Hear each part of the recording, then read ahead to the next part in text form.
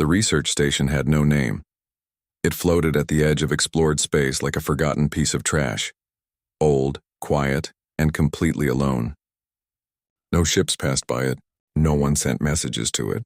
The station had been built 300 years ago to study dead stars, and most of the galaxy had forgotten it existed. That was exactly why Vael liked it. He was 22 years old, thin with 4 pale eyes that moved too fast when he was thinking. He was not a soldier. He was not an explorer. He was a student, a history student, and the only living thing on the station besides the plants he kept near the window and the small orange insect that had somehow survived the last supply drop. Tonight, Vael was supposed to be writing a paper. It was due in 6 days. The topic was simple: extinct species of the outer rim. Boring work, the kind of work that made your eyes heavy after an hour. He had already read about the Drath, gone 3,000 years ago. The Saloon, gone 5,000. The Morkai, gone so long that no one even remembered what they looked like. He yawned and kept scrolling. The old server he was using was not supposed to be connected to anything important. It was a backup drive, ancient, slow, half-corrupted. The kind of drive that got forgotten in a storage room and never wiped properly. Vael had found it by accident while looking for extra space to save his paper. He almost ignored it. But there was one entry in the database that looked wrong. All the other species had names. Home planets, dates, descriptions, clean rows of information. But this one entry was almost completely empty. The species name was blank. The home planet said only, "Third rock from a yellow star." The date of extinction had been deleted. The description had been deleted. The image files had been deleted. Everything was gone, except for one small line of text at the very bottom of the entry. It looked like it had been added by hand at the last second, by someone who was in a hurry. It said, "Do not search this species by name. Ever." Vael stared at it. He read it again.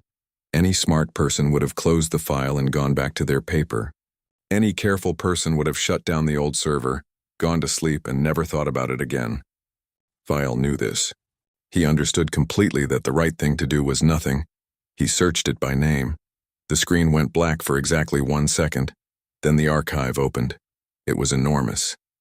Vael had never seen a file this large in his entire life. Thousands of documents, hundreds of video files, medical reports, battle records, psychological studies, council transcripts. All of it packed into a single hidden folder that had been buried so deep inside the corrupted server that no automated cleaning system had ever found it. At the very top of the archive, in large letters, was a single word. Human Vael did not know that word. He had never heard it in school. He had never read it in any history book. He sat very still and looked at it for a long moment, the way you look at a door that should not be in the middle of a wall. Then the first alarm went off. It was not loud. It was a soft, steady beep, the kind of sound a system makes when it notices something it does not like. Vael looked at the small alert window that had appeared in the corner of his screen. It said, "Unauthorized database access detected, location flagged." His stomach dropped. He told himself it was nothing. Old servers threw errors all the time. It probably meant nothing. He clicked the alert away and looked back at the archive. The second alarm was louder. This one came from the station's main communication panel, a deep, flat tone that the station used for external signals. Someone was pinging his location.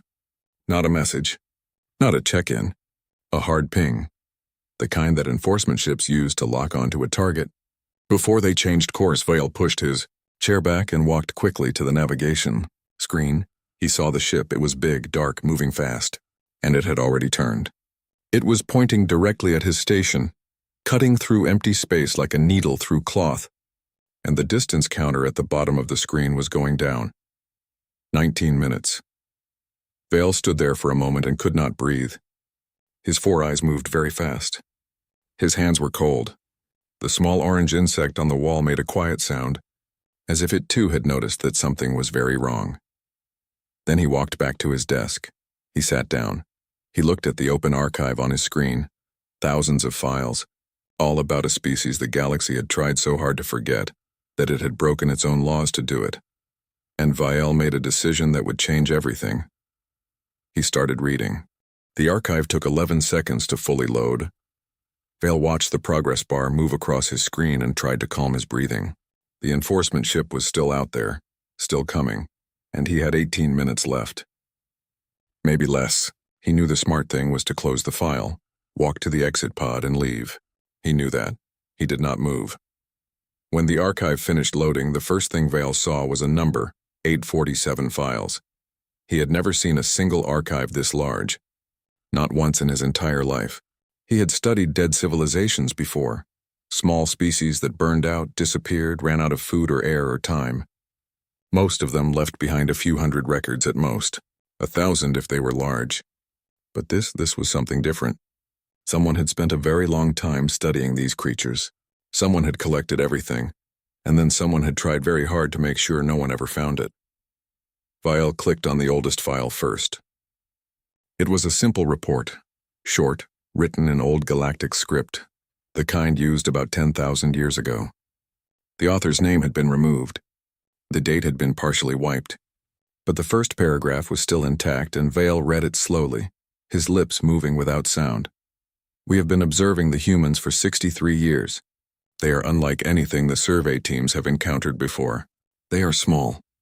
They are slow compared to most species. They have no armor, no venom, no natural weapons of any kind. By every standard measurement we use, they should not have survived their own planet. And yet, they not only survived, they are everywhere on it. Vael leaned forward. The report went on. The survey team had observed humans from a distance for decades, too cautious to make contact. What they described was confusing at first. Humans fought each other, constantly over land, over water, over ideas. They had wars that lasted years. Some lasted generations. They destroyed entire forests. They poisoned rivers. They were, by the survey team's own words, chaotic and loud and completely impossible to predict. But then the report reached a different section, and the tone changed. What we did not expect, the author wrote, was what happens after the fighting stops. They rebuilt. Every single time. Cities that were burned down were rebuilt bigger. Roads destroyed in war were repaired and extended. Species that lost everything, their homes, their families, their food, would somehow find a way to start over. And not just survive the second time, thrive. The survey team had watched one particular human settlement get hit by a catastrophic flood. 90% of their buildings were gone in a single night. Every crop was destroyed. It should have been the end of that group. The team prepared to mark them as a casualty and move on. 3 years later, the settlement was twice the size it had been before the flood. Vael sat back and rubbed his eyes. He understood suddenly why the archive was so large. 63 years was not enough to figure these creatures out. So someone had kept studying, and kept studying, and kept going, decade after decade, because every time they thought they understood what humans were, humans did something that broke the model completely. He clicked to the next file. Then the next. He moved fast, scanning, jumping through decades of reports like a stone skipping across water. One report described a human child teaching an elderly stranger how to use a new tool, for no reason. No payment, no benefit, just because the old one needed help. Another described a human soldier who, in the middle of a battle, stopped fighting to pull an injured animal out of the road. Not an ally, not a pet, a wild creature that had simply been in the wrong place. A third report, this one written with what Vael could only describe as visible discomfort, described something the survey team had watched for years but could not explain. Humans, when they had nothing left, when they had lost everything and had no reason to keep going, would sometimes sit together and make sounds. Organized sounds, rhythmic, repeating. The report called it a biological stress response and moved on quickly, but a note had been added at the bottom by a different hand. It said only, "We have no word for what they are doing. It is not language. It is not communication. It is something else entirely." Further study required. Music, Vael thought. They were making music.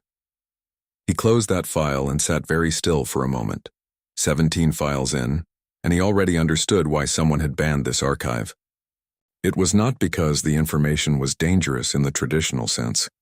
It was not battle plans or weapon blueprints or anything that could be used to start a war. It was dangerous because of what it made you feel when you read it. It made you think that maybe the galaxy had made a terrible mistake. The third alarm went off, louder this time. The enforcement ship had accelerated. 14 minutes. Vael opened the next file, the oldest council transcript in the archive. The title made his blood go cold. Emergency Session. Subject: the human problem. Attendance: mandatory for all 300 member species. His hands stopped shaking. He started reading faster. The transcript was 114 pages long. Vael could not read all of it, not with 14 minutes on the clock. So he did what any desperate person does. He skipped to the parts that looked important. The parts where the tone changed. The parts where someone's words got shorter and tighter. The way words do when a person is trying very hard not to say what they are actually thinking. He found the first one on page 3. The session had opened quietly. No drama. 300 delegates from 300 species all seated in the Grand Council chamber, the largest room ever built by any civilization in the known galaxy. It had taken 4 years to construct. It had hosted peace treaties, trade agreements, declarations of exploration. It was a room built for calm, careful, important decisions. On this particular day, 10,000 years ago, not a single delegate wanted to be there. The session was called to order by a Velthari elder named Sorvan. He was old even by Velthari standards, nearly 400 years old with a long gray body and eyes that had seen more history than most libraries. He had run the council for 60 years. He had never once called an emergency session. He called this one himself. His opening words were recorded exactly as spoken. They were not what Vael expected from the most powerful figure in galactic politics. "I will not waste your time with ceremony," Sorvan said. "You all know why you are here. You have all seen the survey reports. I am going to ask each delegation one question, and I want an honest answer. Not a political answer. Not a careful answer. An honest one." He paused. "Are you afraid?" The chamber was silent for 11 seconds. Vael knew this because the transcript recorded silences with timestamps. 11 seconds in a room of 300 species is not silence. It is an answer. Then the Drenok general spoke first. The Drenok were large, heavily armored, slow-moving, and almost impossible to kill. They had not lost a war in 2,000 years. Their general was named Vrak, and his recorded voice in the transcript was described by the session clerk as unusually quiet for a Drenok. "We ran the simulations," Vrak said. "Standard engagement models. We gave the humans every disadvantage. Smaller numbers, inferior weapons, no orbital support. We ran it 10,000 times." Another pause. "They won 4,000 of them." Nobody in the chamber said anything for a long moment. "They should not have won any," Vrak added. The model kept breaking. We could not understand why until our analysts noticed something. In every simulation where the humans won, they had taken a loss early. Something big. Something that should have broken their willingness to fight. And instead of stopping, they fought differently. Harder. Like the loss made them angry in a way that our models had no category for. He sat down. The next delegate to speak was from the Selhari, a small, quiet species known for being the best mathematicians in the galaxy. Their representative was barely visible behind the large desk, soft-voiced and precise in everything she said. She placed a single sheet of data on the table. "We did not run combat simulations," she said. "We studied their history instead. Specifically, we looked at how many times humans have faced complete extinction-level events on their own planet. Events that by any reasonable calculation should have wiped them out entirely." She tapped the sheet. "The answer is at least 6 times. 6 separate events. Disease, climate collapse, resource failure, catastrophic war. Any one of which would have ended any other species we have ever catalogued. Humans survived all 6. And after each one, their population grew. Their technology accelerated. Their reach expanded." She looked up. "We are not afraid of what humans are right now," she said softly. "We are afraid of what they will be in another 1,000 years if nothing is done." Vael stopped reading. He stared at the wall for a moment. Outside, the stars were still. The enforcement ship was still coming. But for just a few seconds, none of that felt real. What felt real was the image forming in his mind. 300 of the most powerful civilizations in the galaxy, sitting in the greatest room ever built. and every single one of them afraid of one small species on one small planet, around one ordinary yellow star, not afraid of human armies, not afraid of human weapons, afraid of human time. He went back to the transcript. He skipped ahead, past hours of debate, past careful political language, past long arguments about method and timing and secrecy, all the way to the final vote. The motion was simple: erase all knowledge of humans from the galactic record. Every survey report, every database entry, every mention in every archive. Make it as if they had never existed. 300 species voted. 300 said yes. Not one dissenting voice. Not one delegate who stood up and said this was wrong. Not one. Vael scrolled to the very last page of the transcript. At the bottom, below the final signatures, someone had added a note. It was not part of the official record. It was small and handwritten and easy to miss. It said, "We voted to erase them, but none of us voted to forget why we were afraid. Remember that." The note was signed. Sorvan Vael looked at the countdown on his screen. 11 minutes. He opened the next file. The medical file was the strangest thing Vael had ever read. Not because it was complicated. It was actually very simple. That was the strange part. 200 years of study on the most expensive research project the Council had ever secretly funded, and the opening summary of the Human Biology Report was only one paragraph long. Vael read it twice. Humans are, by nearly every measurable standard, among the most physically vulnerable species ever recorded. They have no natural armor, no venom, no claws of meaningful size. Their bones break easily. Their skin tears easily. They require sleep every single cycle without exception, or their minds begin to fail. They are sensitive to temperature, to pressure, to dozens of common environmental conditions. They carry more diseases inside their own bodies than most species encounter in a lifetime. In short, they should not exist, and yet they do. Prolifically. Vael almost laughed. Almost. He kept reading. The researchers had gone deeper than biology. They had sent quiet observation teams to live near human settlements, small drones, invisible sensors, long-range recorders, and what they documented over 200 years was not a war manual or a threat assessment. It was something far more difficult to categorize. It was a study of human behavior, and behavior, as it turned out, was the thing that made humans impossible to understand. The first report that stopped Vael cold was about pain. Every species in the galaxy processed pain the same fundamental way, as a signal to stop. Touch fire, feel pain, move away from fire. It was basic. It was logical. It was how survival worked. But the observation teams had noticed something deeply wrong with how humans handled the same equation.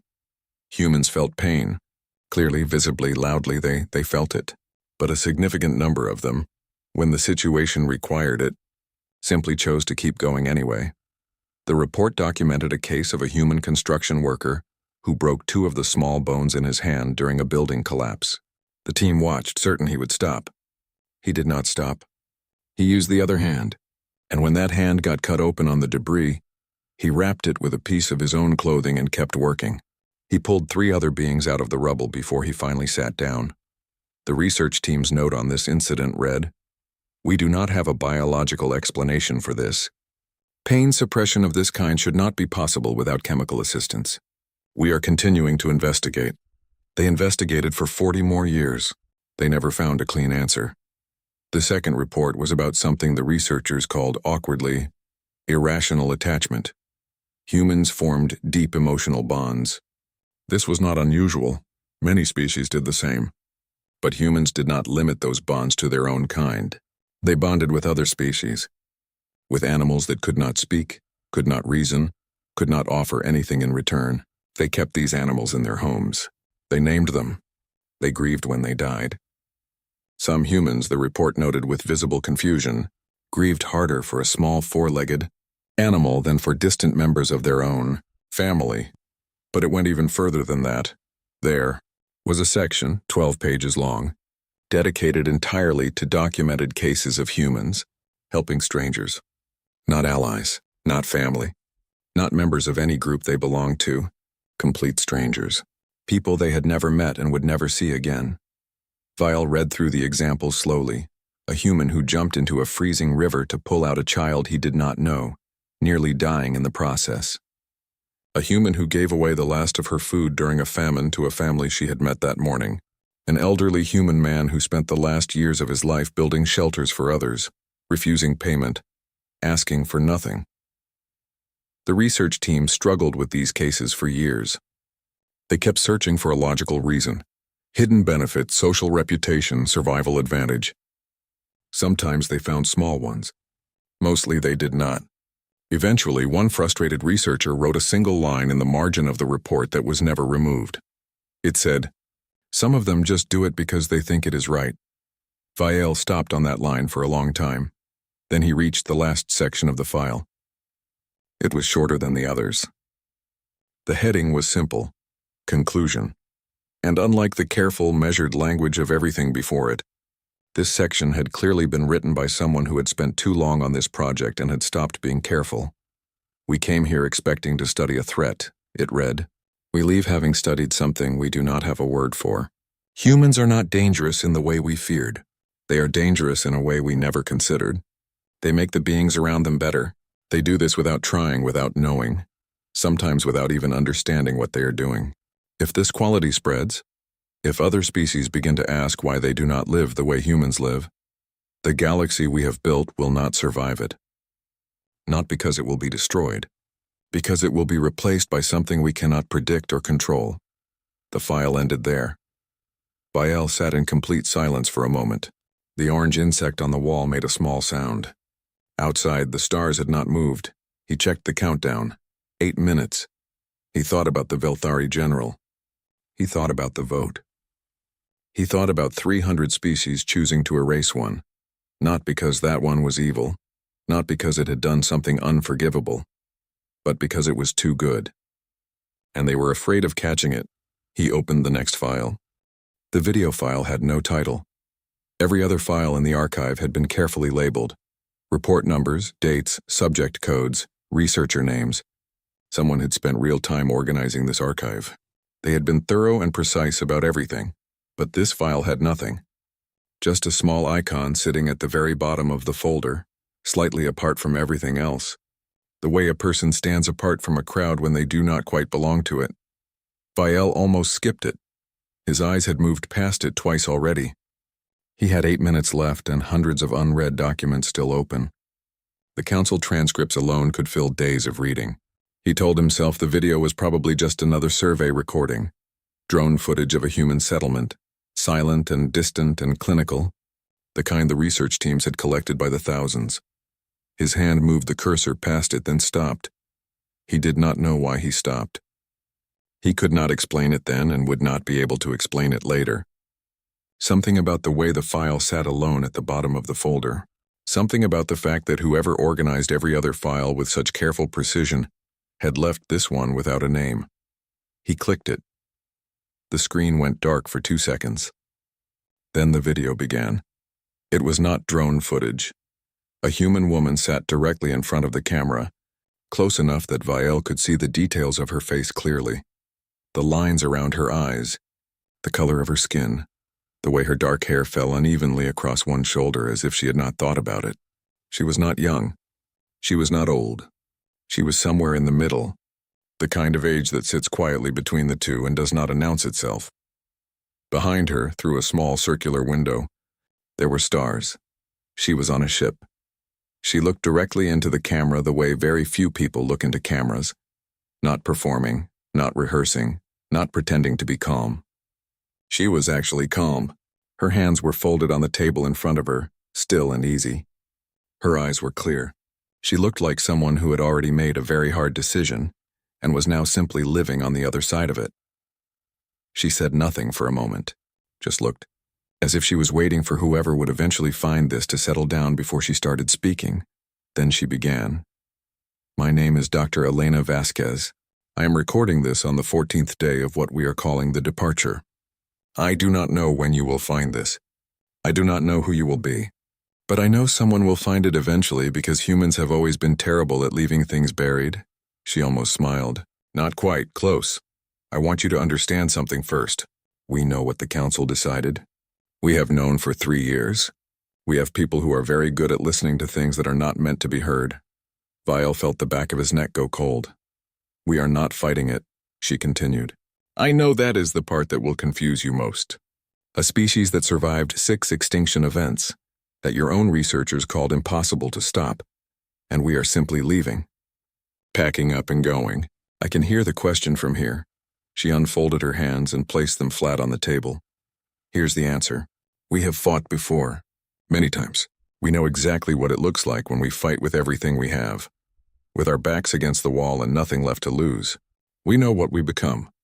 We have seen it in our own history more times than I would like to count. And we made a decision, a real one, not a desperate one, that we did not want to be that again. She paused. Let it sit. The council is afraid of us. We understand that. Some of us are afraid of us too. That fear is not entirely wrong. So we made a deal. We leave the known galaxy. We go somewhere your maps do not reach. And in return you leave our people alone. Every human, every settlement, every colony, untouched. That was the agreement. And we intend to keep it. Vael noticed his hands were very still in his lap. He had not moved in several minutes. But I want whoever finds this to know one more thing, Elena said. Her voice did not change. It stayed level and quiet and completely sure of itself. We are not leaving because we are weak. We are not leaving because we lost. We are leaving because we chose to. There is a difference. And that difference matters more than I can explain in a single recording. She looked into the camera one final time. Right through the screen. Right through 10,000 years of silence. We did not go far, she said. And we have been watching. Waiting for the galaxy to grow up a little. Waiting for someone to ask the right questions. She reached forward, toward the camera. If you found this, you are... probably that someone. The video ended. The screen went dark and quiet, and still Vael did not move for a very long time. The orange insect on the wall made its small sound. The stars outside did not change. Somewhere in the corridor behind the sealed door, the enforcement ship had fully docked. He had 6 minutes left. He had just enough time for one more file. The docking clamp hit the station like a fist. The whole room shook. The plants near the window swayed. A cup on the edge of Vael's desk fell and rolled across the floor, and the orange insect on the wall disappeared into a crack and did not come back out. The sound of the clamp was deep and final, the kind of sound that does not leave room for argument. It said simply and completely, "This is over." Vael did not look up from his screen. He had one file left open. Not the archive. He had already read everything he needed. What was open now was a different window entirely. A transmission window. The kind used to broadcast data across the galactic network. The vast web of signals and receivers that connected every station, every ship, every inhabited world in the known galaxy to every other. On the screen were 2 buttons. The first said, "Delete all." The second said, "Broadcast." Vael stared at them and did not touch either one. In the corridor outside his room he could hear boots, heavy measured steps, the kind that enforcement officers are trained to make, steady and unhurried, because they have learned over many years that unhurried footsteps frighten people more than running ones. Running means urgency. Slow and steady means certainty. It means, we are not in a hurry because you are not going anywhere. There were at least 4 of them. Maybe more. Vael's eyes moved to the countdown on the corner of the screen. It had stopped mattering the moment the clamp locked on. 6 minutes had become irrelevant. The only number that mattered now was the one he could not see. How many seconds between this moment and the door opening? He looked at the 2 buttons again. Delete all was the safe choice. The obvious choice. The choice that any reasonable, careful, self-preserving person would make without hesitation.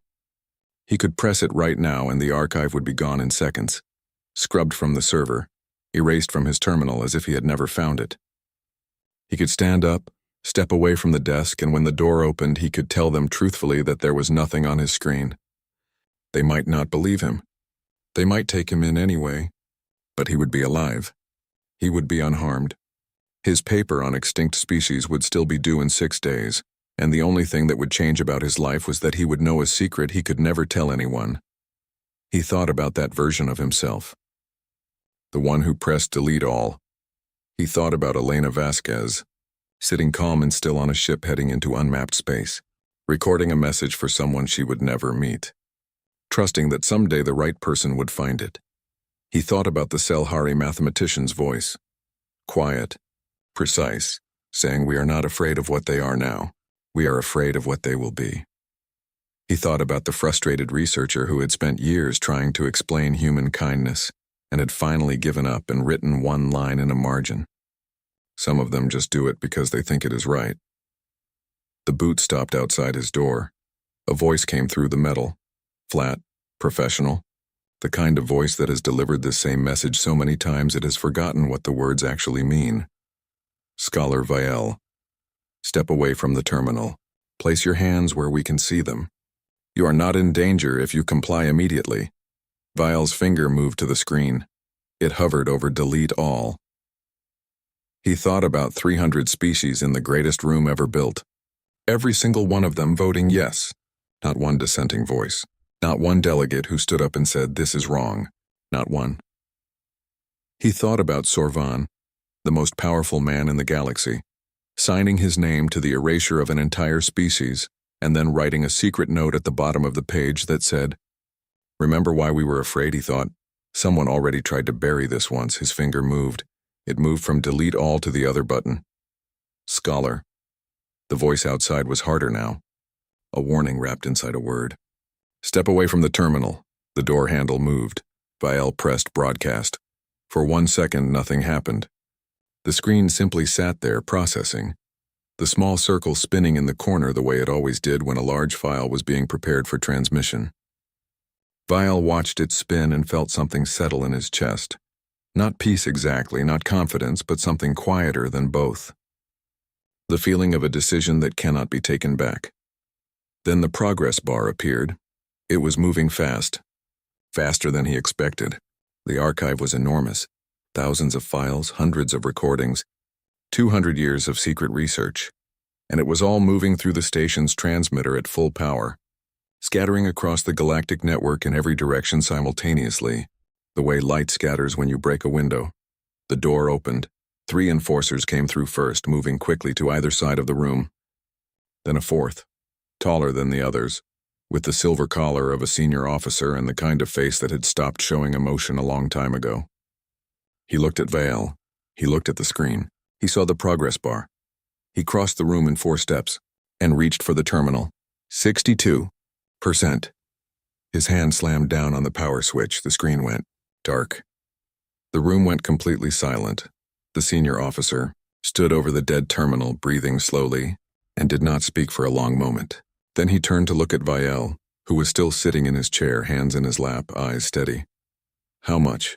The officer said quietly. Did you send? Vael looked at the dark screen. He thought about the progress bar.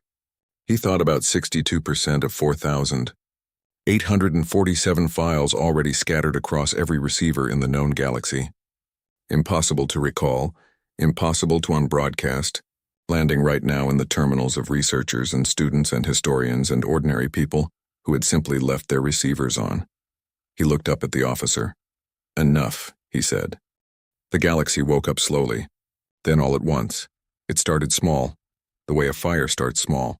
A researcher on a mid-rim station opened her morning messages and found an unknown transmission in her inbox. She almost deleted it. The file size was enormous and she did not recognize the sender. But the subject line was a single word she had never seen before, a word that did not exist in any language index she had ever used. She opened it. 3 hours later, she had not moved from her desk. Her coffee was cold. Her morning schedule had come and gone. She was on page 212 of a 4,000 file archive and her hands were shaking so badly, she had to press them flat against the desk to keep reading. She was not the only one. Across the galaxy, in offices and libraries and research stations and simple family homes with basic receivers, the transmission had landed everywhere simultaneously. 17 million terminals, then 30 million, then more, because people who opened the files immediately sent them to someone else, and that someone sent it to 3 more, and those 3 sent it to 10, and within 6 hours the Galactic Network was carrying a single conversation in a billion different forms, on a billion different worlds, all asking the same question: who were the humans? The council moved fast. Emergency orders went out within the first hour. Delete the files. block the transmission, flag any terminal that had received the data. But the Council had built its power in a time before the Galactic network was what it now was. They could shut down one node. They could not shut down all of them. Every time they blocked a copy, 7 more had already been made. Every time they silenced a researcher who spoke about it publicly, that silence became its own kind of signal, pointing everyone who noticed directly at the thing being hidden. They had erased humanity once, in a time when information moved slowly and power moved fast. This time, information was faster. By the end of the first day, it was already too late. The files were everywhere. The Council transcripts, the medical reports, the 200 years of observation data, the note in Sorvan's handwriting, and at the center of all of it, a video of a calm human woman on a ship heading into unmapped space, speaking quietly to whoever was brave enough to. Look, Elena Vasquez became the most watched recording in Galactic. History within 48 hours. Nobody who watched it forgot the last thing she said. Vael heard all of this secondhand. He was in a holding cell on the enforcement ship by the time the second wave of transmissions began. The cell was small and gray and smelled of recycled air. There was a narrow cot, a single light, and a small vent near the floor that made a quiet sound when the ship moved. He had no screen, no terminal, no way to see what was happening outside. The enforcers had taken everything from his pockets and his desk before bringing him aboard. He sat on the edge of the cot and waited. On the second day, the senior officer came to see him. The same tall man with the silver collar and the face that had stopped showing emotion a long time ago. He stood in the doorway and looked at Vael for a moment without speaking. Then he said very quietly, as if he was not entirely sure he wanted to say it at all, 41 million terminals. As of this morning. Vael said nothing. The officer looked at the floor, then at the wall, then back at Vael. His face was doing something it clearly did not have much practice doing. Something complicated and uncomfortable, caught halfway between his training and something older than his training. He left without another word, but he did not lock the door behind him. Vael noticed. He did not move. On the third day, the signal came. It arrived on every receiver in the galaxy at exactly the same moment, not scattered like the archive files, not spreading person to person in a slow wave. All at once, simultaneous, precise. The kind of transmission that requires technology the Council did not have and had never seen and could not explain. It was 6 seconds long. Just a voice. Warm and unhurried and completely unafraid. Speaking in perfect galactic standard with an accent that matched nothing in any language database. Something older. Something that had developed in a place where no galactic survey team had ever been. It said, "We have been watching. We have been patient. We kept our side of the agreement for 10,000 years, and we want you to know we do not hold it against you. Fear makes people do things they later regret. We understand that better than most." A single breath. Then, but someone looked. Someone found the file and made a choice, and that changes things. One more pause. Long enough that billions of beings across the galaxy leaned forward without realizing they were doing it. We are coming home, not to fight, not to take anything back, just to say hello properly for the first time. We thought it was time. The signal ended. For a long moment, the galaxy was completely silent in a way it had never been before. Not the silence of something hidden, not the silence of fear or secrets or careful erasure. A different kind of silence entirely. The silence of something beginning. In his cell on the enforcement ship, Vael heard the signal through the small vent near the floor. He did not know how it got through. He did not question it. He simply sat on the edge of his cot and listened to the voice until it finished. And when it was done, he stayed very still for a while. Then he looked at the unlocked door. He thought about a student at a desk, doing boring homework, who found one file he was not supposed to find, and made one choice that could not be taken back. He thought about a human woman's face on a screen, calm and certain and looking right through 10,000 years of silence. He stood up. He walked to the door and pushed it open and stepped into the corridor. 2 enforcers at the far end looked up when they heard his footsteps. They saw him standing there in the open doorway of an unlocked cell, and neither of them moved to stop him. One of them, young, with uncertain eyes, spoke first. "Is it true?" he said. "What the signal said?" Are they really coming back? Vael looked at him for a moment. Yes, he said simply. The young enforcer was quiet. Then he asked in a voice that was smaller and more honest than anything Vael had heard in 3 days. Should we be afraid? Vael thought about everything he had read. The flood village rebuilt twice as large. The soldier with the broken hand. The researcher who wrote in a margin that some of them just do it because they think it is right. Elena Vasquez, choosing to leave freely rather than become something she did not want to be. He thought about 6 words arriving from somewhere beyond the known galaxy. We thought it was time. No, Vael said quietly. I do not think they are coming back to frighten anyone. He looked toward the small window at the end of the corridor. Stars. Countless. Still patient stars, and somewhere out beyond all of them, moving through unmapped space toward a galaxy that had tried to forget them. Something was coming, not an army, not a weapon, just people. Coming home. Vael almost smiled. I think, he said, they are coming back to help. The Galactic Council banned all knowledge of humans. They were right to be afraid, not of what humans would do to them, but of what humans would make them want to become.